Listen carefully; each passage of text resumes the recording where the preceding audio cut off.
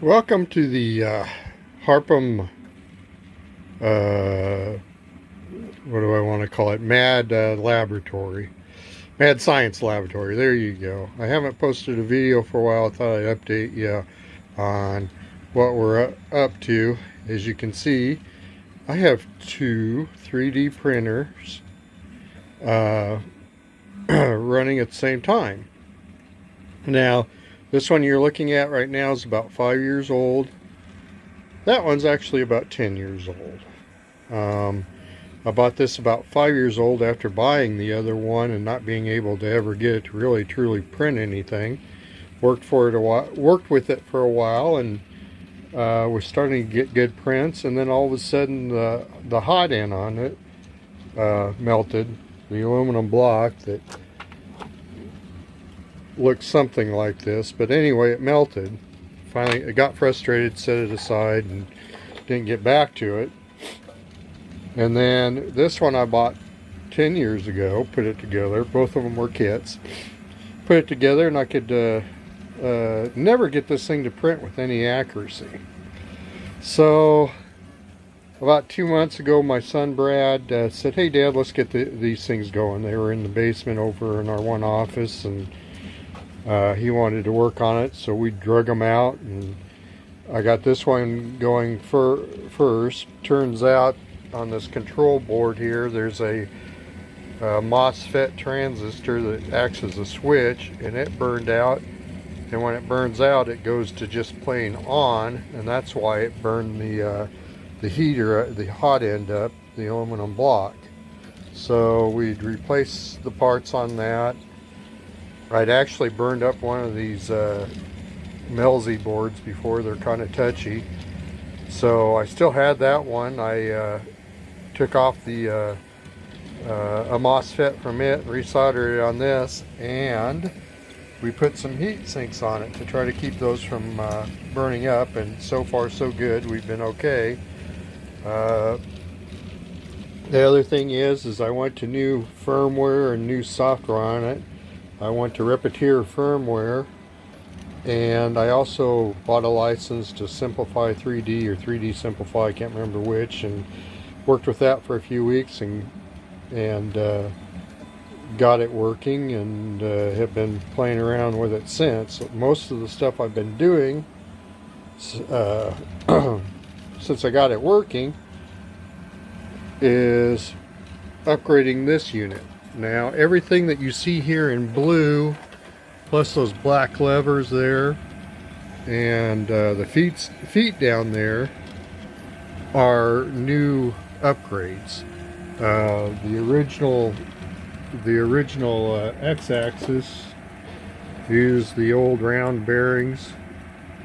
I upgraded the X carriage there to using linear bearings. I also upgraded the Y carriage down here to use linear bearings, which are I don't know if you'll be able to see them very good in the package, but basically they're a lot better than the 608 bearings. Excuse me. Here's a good one. Good shot of a linear bearing. So the other thing I did is this originally when I first bought it way back when, it just had an aluminum plate on it. Well, I added a heated plate to it, and then when I started working on it again, I added the glass plate to it too. Now the other thing that I did is I made a new extruder, or printed up a new extruder. You can see this one uses the older 3mm filament, where this is using the 1.75 filament. The 1.75 filament, in my opinion, is a lot easier to work with, and it's kind of the standard now. It had a old hot end on it right here. I went ahead and upgraded it to a newer, I think it's a V6 J head on it, which I ended up having to use a mesh mixer on it to extend that down add an extension to it so that I could get my fan on it, and that's a 40mm fan. I originally had the J-head originally came with a 30mm fan, and I burned that up by connecting it up backwards, believe it or not. But I had a bunch of, well, not a bunch, but I had a few of these 40mm fans, so I used the original 30mm mounting and added an adapter, and now I'm using a 40mm on it. I also changed the X chassis and the Y chassis to use newer GT2 belts and gears, and added the nice knobs up there that it didn't have before. This one's almost complete. Right now I'm printing on this without the heated bed because it uses a ramps board, and Friday apparently I did not have the heated bed connectors tight enough, or they worked themselves loose and it melted the connectors. Luckily we didn't have a fire, but I ordered a new ramps board because I couldn't find the replacement connector board, and it was actually probably cheaper to do that. That should be here Monday, or we hook up the heated bed and we'll be able to print some ABS. Right now I'm printing PLA, and I don't necessarily need to heat the bed. Most of the time I like to, but I can print without it. The other thing I did is I spent, if you look back there, that's a Raspberry Pi, and I'm using a Raspberry Pi running RepRapPro server software, controlling the motherboard, or the ramps board and the Adreno board. I spent about, there we go, that'll focus. I spent about 3 days getting this 4.2 inch LCD screen that I had laying around to interface with that. Then I spent another 2 or 3 days making this cable. It's a real pain in the butt to make those, but I did get it done. So now I can actually control the printer right from the printer itself. My original plan was to set up another Raspberry Pi and set it up on this one, but got to looking at it, and I can easily control both of them with the same Raspberry Pi, so it didn't seem like I needed to waste the extra effort setting all that stuff up. Back there you can see on this particular printer I'm using a Raspberry Pi camera to monitor this printer, and on this one over here I've got just a USB, Logitech USB camera, which I still need to get configured so it works correctly, to monitor this one. Other than that, this one is pretty much done with upgrades. Oh, the other thing I did do is, you can see back there, I printed some halfway decent in-stock flags. This one uses opto flags. In other words, you know, when that flag goes into the opto stop over there, it cuts the light and that signals it to shut off.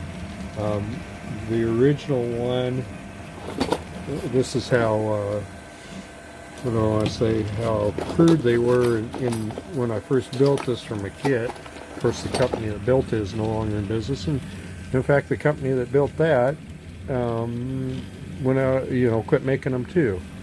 But these are the original end stops that were on there, and I wanted something decent. Those were pretty crude, so I printed those and did that. And then the other thing is our swing around here, and on this one I've upgraded it to a capacity sensor, so it's the bed's self-leveling, and that's been working out pretty good. So printing, if you can see, I got them both printing at the same time.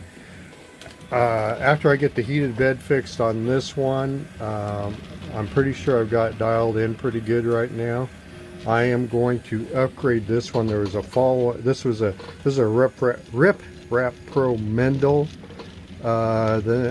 Pro and they came out with an upgrade to this later on where the x-axis, or yeah, the x-axis, these two bars are actually flipped vertical. I'm gonna do that and then put the auto level sensors on it.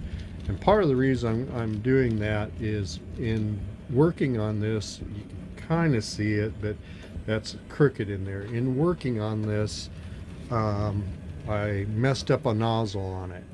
Well, even though it's only 5 years old, those nozzles are no longer available, so I had to get an aluminum block and re-drill it and put a nozzle in there, and then it didn't fit into the carriage quite right, so it's in there crooked. So I went ahead and bought, it's in here, but I bought a new J head for it, and I'm going to go ahead and convert that over after I get all this finished up. The other thing that I did is I used just an old power. We run an IT services company. I'm just going to use I just used an old power supply, 600 watt power supply to operate this, and it's working great. Didn't cost me anything because it came out of an old computer. The last thing I got to do with that is I can actually wire it up so I can have the Raspberry Pi turn that power supply on and off. So I still have to do that. Let me see what else here. I've got all this 3mm filament down here that is actually 10 years old. Companies that manufacture that are all out of business, but I want to use it up. They say that, I mean, literally that pile there has been in the open, and they say the humidity will ruin that, but it's been working fine, so I'm going to try to use that up. As soon as I get that used up, I will convert this over to a 1.75 millimeters and use so I can just buy the same filament for both of them. I'll probably switch it to this is what's called a Wade extruder. You know, it's a direct drive extruder where you can see the drive for this one. This is actually a Bowden extruder, is remote from the actual hot end. So I'll probably convert that over. I tend to like so far the Bowden better than the Wade. So we'll go ahead and do that. But to be honest with you, I could have probably just, I've actually bought 2 other printers from a company, and the one printer, they delivered it to me a couple times. I had to send it back into repairs, and that's been going on for a year and a half. And I bought another one from them. I should have known better, and they haven't delivered that yet. They've come down quite a bit in price. You know, I've got quite a bit of an investment in these 2 right now. And it was more of a, on this one, it was more of a, you know, I just want to go back and get my money out of it a little bit. And it's been a fun learning experience. And as you can see, I made the big differences big difference between when I started printing with that and this is the firmware and software has gotten so much better with control over them. The other thing that I discovered, I wish I would have known years ago, is this glue stick on the bed really helps to keep things stuck down to the bed, and that's made all the difference in the world. So anyway, that's it for now, and we're update you as we go along. That's it for WD0DXD. That's all, folks. WD0DXD signing off.